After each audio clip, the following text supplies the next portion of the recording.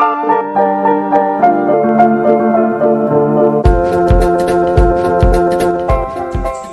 की कक्षाओं में हमने एनसीईआरटी के पाठ 1 भौतिक विज्ञान कक्षा 12 में वैद्युत आवेश तथा क्षेत्र के पहली वीडियो में 5 अंकीय प्रश्न, दूसरी वीडियो में 5 अंकीय प्रश्न, मतलब 1.10 तक अंकीय प्रश्नों को हल कर दिया। बच्चों, आज की कक्षा में हम लोग इसके आगे के प्रश्नों को हल करेंगे। तो प्रश्न संख्या 11, पाठ 1 के प्रश्न संख्या 11 की बात कर रहे हैं।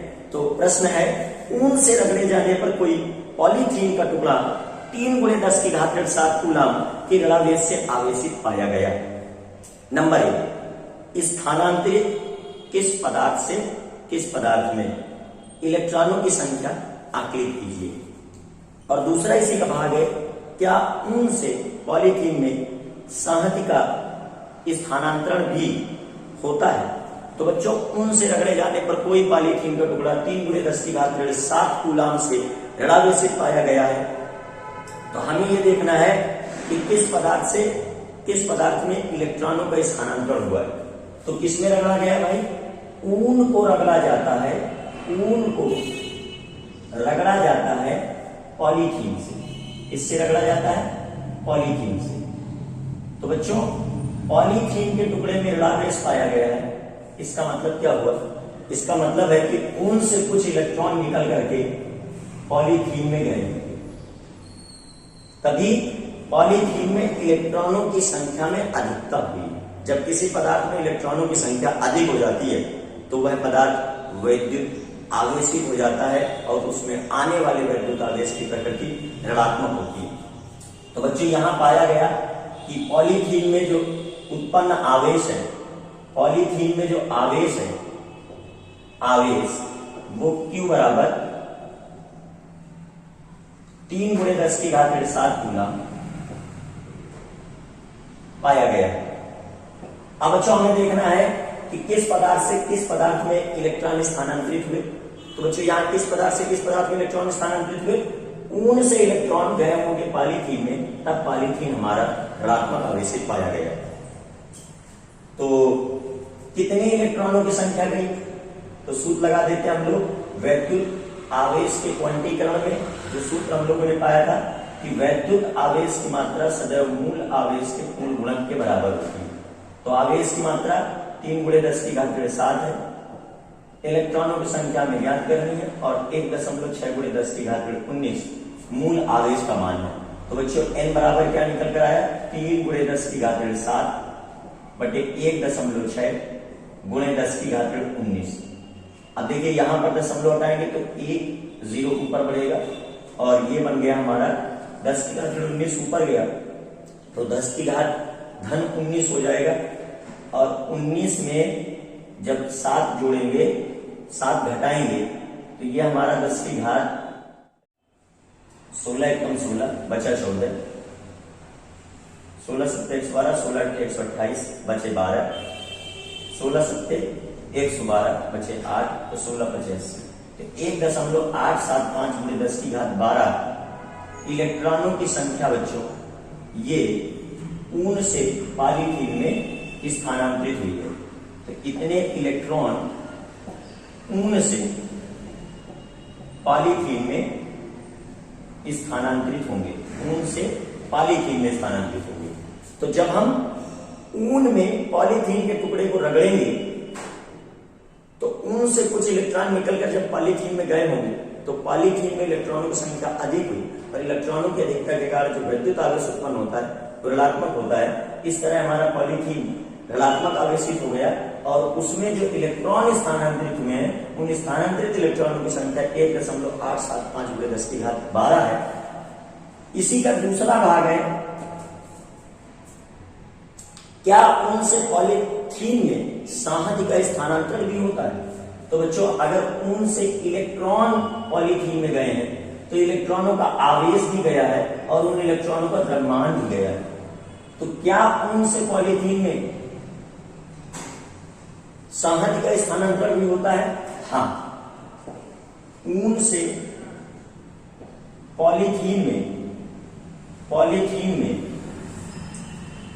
6.875 गुणे 10 की घात 12 इलेक्ट्रॉनों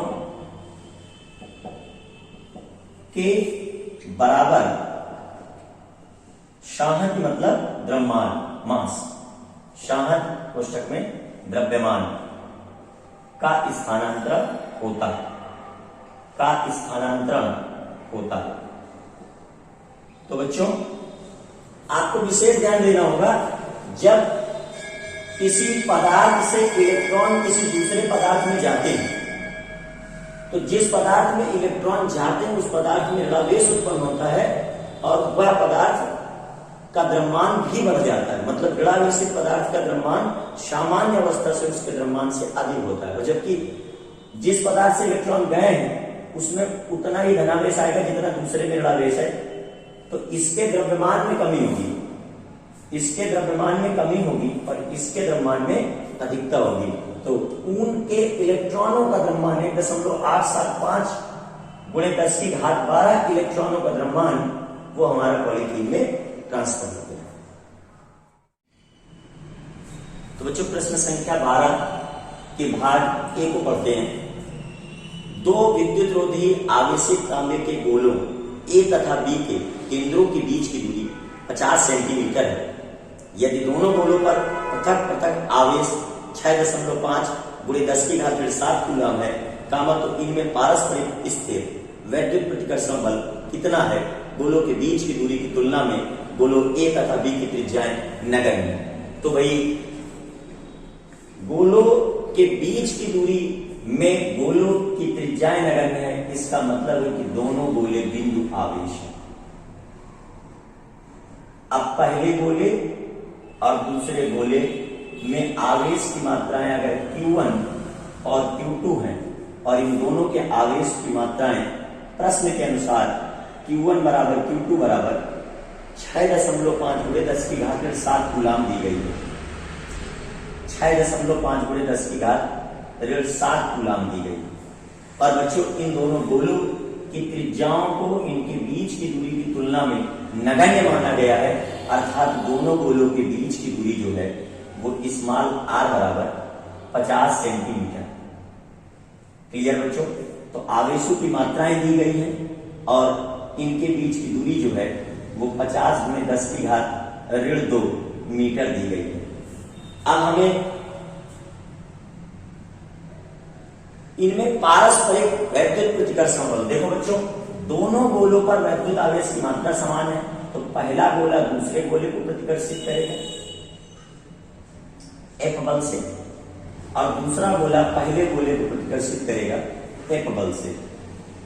और दोनों गोलों के बीच जो पारस्परिक वैद्युत बल है वो हम लोग कूलाम के नियम के अनुसार ज्ञात कर लेंगे। तो पारस्परिक वैद्युत प्रतिकर्षण बल जो होगा हमारा वैद्युत प्रतिकर्षण बल कूलाम के नियम के अनुसार F = 1/4πε0 दोनों आवेशों का गुणनफल बटे दोनों के बीच की दूरी का वर्ग r²। तो बच्चों F बराबर 1/4πε0 हमारे पास कितना है, मान इसका 9 गुणे 10 की घात 9। पहले आवेश का मान 6.5 गुणे 10 की घात 7 कूलम, दूसरे आवेश का मान 6.5 गुणे 10 की घात 7 कूलम। बच्चों आवेश की मात्रा एक बार फिर से चेक कर लेते हैं, सही है 6.5 गुणे 10 की घात 7 कूलम। और इनके बीच की दूरी क्या दी गई है 50 सेंटीमीटर, मतलब 50 गुणे 10 की घात 2। अब बच्चों इसका वर्ग करेंगे तो एक बार फिर से लिखते हैं 50 गुणे 10 की घात 2। अब देखिए एक अंक बाद दशमलव तो नीचे एक 0 बढ़ जाएगा, फिर एक अंक बाद दशमलव नीचे एक और 0 बढ़ जाएगा। अब देखो बच्चों ये 10 की घात 2 इस 10 की घात 2 से कैंसिल हो जाएगा और 5 दहम 50 5 दहम 50 और ये हमारा बनेगा जाके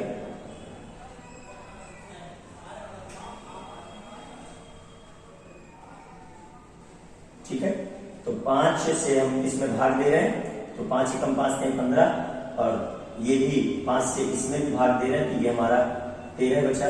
तो F बराबर बच्चों बना और ये 10 की घात 2 इस 10 की घात 2 से 10 इस 10 की घात 2 से कैंसिल हो जाएगा।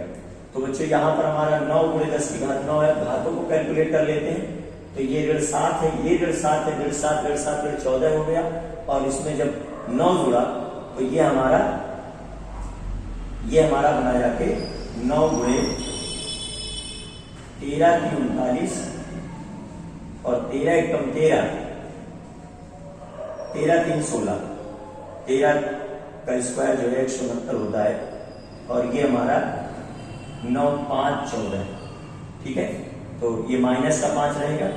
अब 9 का गुणा और करा अंक बाद दशमलव, मतलब 3 अंक बाद दशमलव अगर लगाते थे 1.5 2 1 गुणे 10 की घात, तो 3 अंक बाद दशमलव लगाया है तो यहां पर ये -2 न्यूटन मान आ जाएगा। तो ये बच्चों प्रतिकर्षण बल आया है 1.521 न्यूटन, 1.521 न्यूटन, ठीक है। प्रश्न संख्या तो 1.5 गुणे 10 की घात -2 न्यूटन, तो ये 5 से कम है तो इसको जो है हम लोग नेग्लेक्ट भी कर सकते हैं, ठीक। बच्चों इसी का बी नंबर भाग क्या कहता है, यदि प्रत्येक गोले पर आवेश की मात्रा दोगुनी तथा गोलों के बीच की दूरी आधी कर दी जाए। तो देखिए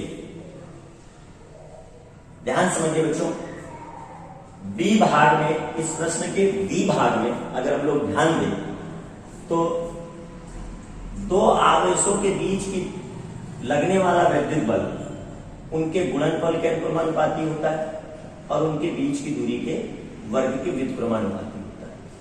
तो बच्चों शुरुआत में जो बल का मान आया वो F बराबर K Q1 Q2 divide by R square है, लेकिन बाद में क्या किया गया, दोनों आवेशों की मात्राओं को दोगुना किया जा रहा है। इस प्रश्न में कहा गया है प्रत्येक गोले पर आवेश की मात्रा दोगुनी तथा गोलों के बीच की दूरी आधी कर दी जाए तो प्रत्येक गोले पर कितना बल लगेगा।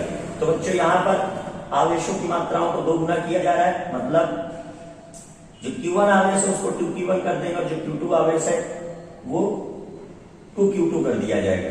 तो बच्चों पहली स्थिति में बल का मान कैपिटल है 1.5 गुणे 10 की घात 2 हमें पता है। जब आवेशों के मान को दोगुना कर देंगे तो बल हो जाएगा F डैश। द्वितीय स्थिति में अनुक्रमानुपाती नियतांक का मान वही रहेगा। Q1 को हम कर रहे हैं 2Q1 और Q2 को हम कर रहे हैं 2Q2 और इनके बीच की दूरी हम कर रहे हैं आधी। इनके बीच की दूरी आधी की जा रही, मतलब R/2 का वर्ग। अब बच्चों ये क्या निकल कर आएगा, F डैश ये हो जाएगा 4 K Q1 Q2 और divide by R square by 4 और ये 4 जाएगा ऊपर तो बन जाएगा F dash equal to 16 K Q1 Q2 divide by R square. बच्चों देखिए समीकरण 1 से ये पूरा मान जो है हमारा ये कितना निकल कर आ रहा है, ये आ रहा है capital F dash equal to क्या हो जाएगा 16F, मतलब बल का मान 16 गुना हो जाएगा। तो अगर इस मान को यहां रखते हैं तो अब जो बल का मान है वो F dash equal to 16 into 1.5 into 10 to the power -2। F dash का मान 16/85, 16 एकम 16, 16 8 24। तो बच्चों अब जो बल का मान होगा एक अंक बाद दशमलव लगा देंगे गुणे 10 की घात ऋण 2। तो जो अब बल का मान आ रहा है वो 2.4 गुणे 10 की घात ऋण 1 न्यूटन आने वाला है। तो बच्चों यहां पर अगर हम लोग ध्यान दें तो जैसे ही हम लोग इसको इस वाले केस में जो आवेश की मात्राएं थी उनको अगर हम दोगुना करेंगे और इस वाले केस में जो दूरी थी अगर उस दूरी से हम दूरी को आधा करेंगे तो बल का मान 16 गुना बढ़ जाएगा। क्लियर बच्चों, नोट कर लीजिए। हाँ तो बच्चों 13वें प्रश्न में मान लीजिए अभ्यास 1.12 में गोले A तथा B साइज में समसम है तथा इसी साइज का कोई तीसरा अनावेशित गोला पहले गोले के संपर्क में तत्पश्चात दूसरे गोले के संपर्क में लाकर अंत में दोनों से ही हटा लिया जाता है। अब A तथा B के बीच नया प्रतिकर्षण बल कितना होगा। तो बच्चों देखो पहले आपको पुराने प्रश्न की पूरी स्थिति पता होनी चाहिए। तो देखो पहले प्रश्न में दिया था कि Q1 का मान Q2 के बराबर है तो उसको मान लेते हैं Q और इसका मान 6.5 गुणे 10 की घात 7 कूलाम दिया गया है। क्लियर बच्चों, ये पहले प्रश्न की स्थिति। और इन दोनों गोलों के बीच की जो दूरी दी गई थी वो r बराबर 50 सेंटीमीटर दी गई थी, और इन दोनों गोलों के बीच जो बल आया था वो F बराबर 1.5 गुणे 10⁻²2 न्यूटन आया। क्लियर बच्चों? अब हमें करना क्या है, हमें एक तीसरा गोला लेना है, मतलब एक तीसरा गोला है जिसमें प्रारंभ में आवेश 0। अब उस तीसरे गोले को हम पहले गोले के साथ स्पर्श करेंगे, तो मान लीजिए तीसरा गोला है C। तो जब हम इसको गोले A के साथ गोले C को स्पर्श करेंगे और स्पर्श करके हटाएंगे, तो बच्चों जिस समय स्पर्श करेंगे तो आवेश कुल कितना हो जाएगा Q1 प्लस Q3, और जब हटाएंगे मतलब आवेश हो जाएगा Q प्लस 0, और जब इनको हटाएंगे तो आवेश की मात्रा, पहले गोले में जो आवेश की मात्रा होगी वो Q/2 दोनों के योग का आधा, और जो तीसरे गोले में आवेश की मात्रा होगी दोनों के योग का आधा। अभी बच्चों जब हमने गोले C को गोले A के साथ स्पर्श किया है उस समय गोले C में आवेश की मात्रा 0 थी, लेकिन जब हम अब गोले C को गोले B के साथ स्पर्श करेंगे, ये गोला B है हमारा, और इसके साथ गोले C को जब हम स्पर्श करेंगे तो अब बच्चों गोले C में आवेश की मात्रा है, कितनी है? तो गोले B में आवेश की मात्रा तो कितनी है Q2, और गोले C के आवेश की मात्रा परिवर्तित होकर Q3 डैश हो गई। क्लियर? तो Q3 डैश हो गई, तो कुल आवेश की मात्रा कितनी हुई Q प्लस Q/2। क्लियर? अब जब दोनों को जोड़ करके हटाएंगे तो बच्चों दोनों के योग का आधा आधा आवेश दोनों गोलों में आ जाएगा। इस प्रकार गोले में आवेश का स्पर्श कराने के बाद शेष मात्रा हम लोग तभी कहेंगे जब गोले आकार में एक समान हो। क्लियर बच्चों? तो अब यहां पर जब हम इसको हटा के रखेंगे तो इसमें जो है आवेश की मात्रा 3Q/4 हो जाएगी, और इसके आवेश की मात्रा C वाले की आवेश की मात्रा बदल करके 3Q/4 हो जाएगी, क्योंकि जब Q और Q/2 को जोड़ेंगे तो ये 3Q/2 आएगा, और इसका आधा आधा मतलब 3Q/4 दोनों गोलों में आवेश की मात्राएं हो जाएंगी। बच्चों अब हम गोले A और B को पुनः रखते हैं इनकी पूर्व स्थिति में, तो गोले A और B को पुनः रखते हैं, तो ये जो F का मान था ये था तब KQ²/R²। क्लियर बच्चों? अब हमें नया गोले A और B के बीच का बल ज्ञात करना है, मतलब अब गोले A में आवेश की मात्रा कितनी है? गोले A में आवेश की मात्रा Q/2 है, और गोले B में आवेश की मात्रा कितनी है? 3Q/4 है, और इनके बीच की दूरी वही स्मॉल r है, 50 सेंटीमीटर स्मॉल r है। अब बच्चों इनके बीच लगने वाला जो बल है F, coulomb F double dash कह देते हैं, वो कूलाम के नियम के अनुसार होगा हमारा 1/4πε0, या इसको हम लोग अनुक्रमानुपाती K लिख देते हैं। क्लियर? तो K, अब देखो दोनों आवेशों का गुणनफल, तो Q/2 इंटू 3Q/4, और दोनों के बीच की दूरी वही है R²। तो क्या बनेगा बच्चों? ये हो जाएगा 4 गुना 8, 3/8, तो F डबल डैश हमारा हो जाएगा 3/8 गुना Q² KQ²/R²। बच्चों KQ²/R² का मान हमें पहले से पता है 1.5 गुणे 10⁻²2, तो 3/8 गुणे 1.5 गुणा 10⁻²2, तो बल जो हमारा आएगा 15 की 45, 4.5 में 8 का भाग देना है आपको, तो 4.5 में 8 का भाग देना है, तो इसको 10⁻³ कर लेते हैं, 8×5 = 40, और फिर बना हमारा 5.8×6 = 48, और 8 गुना 16 और 8×5 = 40, 5.65 6 2 5 गुणे 10⁻³ न्यूटन बल आने वाला है बच्चों, जब हम एक आकार में समान अनावेशित गोले को पहले गोले A के साथ स्पर्श में लाएंगे, फिर गोले B के साथ स्पर्श में लाएंगे, और इसके बाद हम गोले A और B के बीच जब बल का मान ज्ञात करेंगे तो वो बल का मान 3/8 गुना पहले वाले बल के मान की अपेक्षाकृत आएगा। बच्चों प्रश्न 14 में चित्र सामने प्रदर्शित है। इस चित्र में आपको देखकर यह बताना है कि किसी एक समान स्थिर वैद्युत क्षेत्र में 3 आवेशित कणों के पथ चिन्ह, 3 आवेशित कण 1 2 3 के पथ चिन्ह दिखाए गए हैं। तीनों आवेशों के चिन्ह लिखिए। इनमें से किस कण का आवेश सामर्थ्य अनुपात Q/m अधिकतम है। तो बच्चों इन प्लेटों के बीच पहले हम वैद्युत क्षेत्र की दिशा ज्ञात कर लेते हैं। तो अगर हम प्लेटों के बीच में धन परीक्षण आवेश रखेंगे तो इसको धन को प्रतिकर्षित करेगा और ऋण धन को आकर्षित करेगा। मतलब प्लेटों के बीच वैद्युत क्षेत्र अधिक विभव से कम विभव की ओर भी कह सकते हो, या धनात्मक प्लेट से ऋणात्मक प्लेट की ओर भी कह सकते हो, या धन परीक्षण आवेश पर लगने वाले वैद्युत बल की दिशा की ओर कह सकते हो। इन दोनों प्लेटों के बीच जो वैद्युत क्षेत्र है वो वेक्टर E है। अब देखिए बच्चों धनावेश पर वैद्युत क्षेत्र की दिशा में बल लगेगा। तो देखिए ये कण मान लीजिए v वेग से क्षैतिज वेग से इस एक समान वैद्युत क्षेत्र के भीतर प्रवेश करते हैं।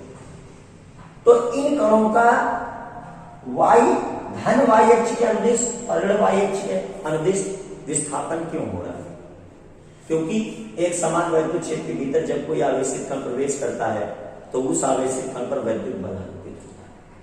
तो कण 1 कण 2 कण 3 वैद्युत क्षेत्र वेक्टर E जो एक समान है इसमें वैद्युत बल का अनुभव कर रहे होंगे और वैद्युत बल y अक्ष के अनुदिश लग रहा है। तो बच्चों जो धनात्मक आवेशित कण है, जो धनात्मक आवेशित कण है वो वैद्युत क्षेत्र की दिशा में बल का अनुभव करेंगे और जो ऋणात्मक आवेशित कण है, बच्चों जो धनात्मक आवेशित कण है वो वैद्युत क्षेत्र की दिशा में वैद्युत बल का अनुभव कर रहे हैं। तो मान लीजिए ये धनात्मक आवेशित कण है इसलिए इस पर वैद्युत क्षेत्र की दिशा में बल लगा, जिसके कारण यह वैद्युत क्षेत्र की दिशा में मतलब ऋण y अक्ष के अनुदिश गति कर रहा है। तो जो हमारा कण 3 है वो बच्चों धनात्मक, और जो कण 1 है ये ऋणात्मक है, कण 2 भी ऋणात्मक है क्योंकि ऋणात्मक आवेशित कण पर वैद्युत क्षेत्र की विपरीत दिशा में बल लग रहा है और वैद्युत क्षेत्र की विपरीत दिशा में वैद्युत बल लगने के कारण ही इनका धन y अक्ष की दिशा में विस्थापन हो रहा है और जो धनात्मक आवेशित कण है उसमें वैद्युत बल वैद्युत क्षेत्र की दिशा में लग रहा है। इसलिए धनात्मक आवेशित कण का y अक्ष के अनुदिश विस्थापन वो ऋण y अक्ष की दिशा में हो रहा है। अब अच्छा एक बात और कही गई, मतलब कण 1 जो है हमारा वो ऋणात्मक है और कण 2 जो है हमारा वो भी ऋणात्मक है। अब जो इस प्रश्न में कहा गया है कि इन तीनों कणों में से Q/m मतलब आवेश, इन कणों का आवेश और इनके द्रव्यमान के बीच का अनुपात सबसे अधिक किसका होगा। तो बच्चों इन पथों को देखकर लग रहा है कि तीसरे कण का y अक्ष के अनुदिश विस्थापन अधिक है। तो जिस कण का y अक्ष के अनुदिश, जिस कण का y अक्ष के अनुदिश विस्थापन अधिक होगा, विस्थापन अधिक होगा बच्चों उस कण का Q/m आवेश संहति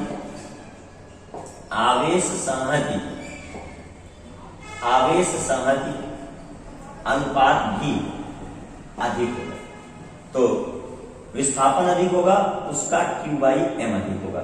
तो जरा सा आप ध्यान दीजिए कि इन तीनों कणों में Q/m किसका अधिक है।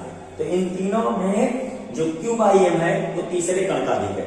अब जो आप लोग सोच रहे होंगे कि आखिर ये रिलेशन कहां से आया, तो आपको इंतजार करना होगा हमारी नेक्स्ट वीडियोस का, जिसमें 1.33 प्रश्न किसी एनसीईआरटी पाठ 1 में हम जब कोई आवेशित कण किसी एक समान वैद्युत क्षेत्र के भीतर प्रारंभिक वेग u से प्रवेश करेगा तो उसका जो पथ होगा, उसका जो ट्रेजेक्टरी होगा उससे रिलेटेड जब हम क्वेश्चन करेंगे तो उसमें ये YH के अनुदिश विस्थापन के बारे में बात होगी, और वहां पर YH के अनुदिश जो विस्थापन का समीकरण निकल कर आएगा उसमें आवेश साहस्य अनुपात होगा, और YH के अनुदिश जो विस्थापन है कण का, जिस कण का आवेश समय द्रव्यमान अधिक होगा, मतलब YH के अनुदिश विस्थापन Q/M के अनुक्रमानुपाती होगा।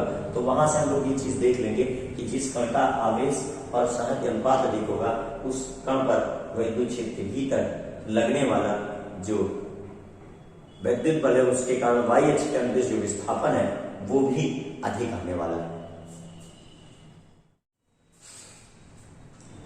बच्चों प्रश्न 15 में एक समान विद्युत क्षेत्र E का मान दिया गया है, capital E is equal to 3×10⁻³ newton, I cap newton प्रति कूलम। क्लियर? इस पर आपको विचार करना है। कह रहा है एक समान विद्युत क्षेत्र कैपिटल E बराबर 3×10⁻³ I कैप न्यूटन प्रति कूलम पर विचार कीजिए। ठीक है, विचार कर लेते हैं भाई। एक्स अक्ष की दिशा को हम लोग I कैप कहते हैं, इसका मतलब एक्स अक्ष की दिशा में 3×10⁻³ न्यूटन प्रति कूलम का विद्युत क्षेत्र है। तो ये हमारा एक सदिश है, विद्युत क्षेत्र का मान दिया गया है और जो कि एक्स अक्ष की दिशा में है। फिर ए में कह रहा है इस क्षेत्र का 10 सेंटीमीटर भुजा के वर्ग के उस पार्श्व से जिसका तल YZ तल के समांतर है गुजरने वाला फ्लक्स क्या है। तो इस क्षेत्र का 10 सेंटीमीटर भुजा के वर्ग के उस पार्श्व से जिसका तल YZ के समांतर है गुजरने वाला फ्लक्स कितना होगा। तो देखो बच्चों, यहां पर एक भाग जो प्रश्न का दिया गया है, देखिए एक्स अक्ष के अनुदिश हमें विद्युत क्षेत्र दिया गया है। एक्स अक्ष की दिशा को हम लोग I कैप कहते हैं। तो ये एक्स अक्ष है, इसकी दिशा जो है I है। ठीक है, अब कह रहा है कि YZ तल, तो एक्स अक्ष के लंबवत Y अक्ष और Y अक्ष की दिशा J है, और Z अक्ष एक्स और Y दोनों के लंबवत, यहां से भी 90 डिग्री का कोण, यहां से भी 90 डिग्री का कोण और यहां से भी 90 डिग्री का। तो ये हमारा Z अक्ष है और ये बना K है। अब बच्चों देखो, Z अक्ष के समांतर एक तल हमने खींचा और Y अक्ष के समांतर एक तल खींचा। क्लियर? और Y अक्ष के समांतर एक तल खींचा। तो ये जो है 10 सेंटीमीटर लंबाई और 10 सेंटीमीटर चौड़ाई है। तो ये 10 सेंटीमीटर है और ये भी 10 सेंटीमीटर है। क्लियर बच्चों? तो ये हमारा YZ तल के समांतर एक वर्ग रखा हुआ है। और बच्चों वर्ग कुछ इस तरीके से, ठीक है, एक्स अक्ष हो गया, Y अक्ष हो गया, Z अक्ष हो गया, और YZ तल में जो है हमारा ये वर्ग रखा है। अब वर्ग के क्षेत्रफल की दिशा तल के अभिलंबित होगी। तो इस तल के अभिलंबित क्षेत्रफल की दिशा मतलब जो वेक्टर A का मान आने वाला है, देखिए 10 सेंटीमीटर को 10⁻1 मीटर लिख सकते हैं। 10⁻1 मीटर लंबाई और 10⁻1 मीटर चौड़ाई, इसका मतलब 10⁻2 मीटर स्क्वायर जो क्षेत्रफल है उसकी दिशा किसके अनुदिश आएगी? एक्स अक्ष के अनुदिश आएगी, क्योंकि पृष्ठ की दिशा तल के अभिलंबित है। तो ये हमारी 10 metre square 10⁻2 I cap metre square. अब बच्चों देखो, जो वेक्टर E है जो हमारा विद्युत क्षेत्र की तीव्रता का सदिश है वो एक्स अक्ष के अनुदिश है। तो वेक्टर E हमारा 3×10⁻³ I कैप है न्यूटन प्रति कूलम, और वेक्टर A हमारा 10⁻2 I कैप मीटर स्क्वायर। अब देखिए दोनों सदिश एक ही दिशा में, तो इनके बीच का कोण थीटा बराबर 0 डिग्री। अब बताइए इस पृष्ठ से गुजरने वाली विद्युत क्षेत्र की रेखाओं की संख्या, मतलब विद्युत फ्लक्स का मान क्या होगा। तो विद्युत फ्लक्स फाई बराबर vector E dot vector A EA cos theta. तो phi is equal to EA, E का मान कितना है बच्चों? E का मान है 3×10⁻³ ए का परिमाण कितना है 10 की घात ऋण 2 और बीच का कोण कितना है दोनों के थीटा बराबर 0 डिग्री cos 0। तो फाई बराबर क्या बना बच्चों 3 गुणे 10 मतलब फाई बराबर 30। देखिए न्यूटन प्रतिकूलाम वैद्युत क्षेत्र की तीव्रता का मात्रक और क्षेत्रफल का मात्रक मीटर स्क्वायर। तो न्यूटन प्रतिकूलाम इंटू मीटर स्क्वायर ये वैद्युत फ्लक्स हमारा होकर गुजरेगा इस तल से। बच्चों इसी के बी भाग में कहा गया है इसी वर्ग से गुजरने वाला फ्लक्स कितना है यदि इसके तल का अभिलंब एक्स अक्ष से 60 डिग्री का कोण बनाता है। तो बच्चों इसी के बी भाग को देख लेते हैं। इसके बी भाग में क्या कहा गया है। अब एक्स अक्ष हमारा ये है आई कैप की दिशा एक्स अक्ष और इससे इसके तल पर खींचा गया अभिलंब एक्स अक्ष से 60 डिग्री का कोण बनाता है। तो एक्स अक्ष से 60 डिग्री के कोण पर थीटा बराबर 60 डिग्री के कोण पर अगर इस पृष्ठ का क्षेत्रफल है 60 डिग्री के कोण पर इस पृष्ठ का क्षेत्रफल है यदि जो पृष्ठ है हमारा उसके पृष्ठ के अभिलंब मतलब पृष्ठ का क्षेत्रफल एक्स अक्ष की दिशा से 60 डिग्री का कोण बना रहा है वेक्टर ए बराबर 10 की घात ऋण 2 मीटर स्क्वायर केवल परिमाण लिखते हैं क्लियर। तो अब जो हमारा जो पृष्ठ है वो पृष्ठ कुछ इस तरीके से होगा क्योंकि पृष्ठ से 90 डिग्री का कोण बनाने वाली रेखा जो है हमारी ये सामने खींची जा चुकी है। ये पृष्ठ कुछ इस तरीके से होगा और पृष्ठ से 90 डिग्री का कोण बनाने वाली रेखा ये इसका क्षेत्रफल है। तो बच्चों इस केस में ई का मान 3 गुणे 10 की घात 3 न्यूटन प्रतिकूलाम वैद्युत फ्लक्स का मान क्या होगा। तो देखो ई दिया है ए दिया है और बीच का कोण थीटा दिया है और वैद्युत फ्लक्स क्या होता है I equal to E A cos theta clear.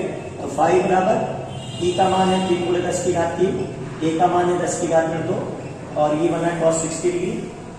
और बच्चों cos 60 डिग्री का मान क्या होता है cos 60 डिग्री का मान होगा 1/2। तो phi is equal to 30 into 1/2 it means phi is equal to 15 newton प्रतिकूलाम इंटू मीटर स्क्वायर। तो बच्चों मेरे आज की क्लास में हम लोगों ने 11 प्रश्न से लेकर 15 नंबर प्रश्न तक देखे हैं।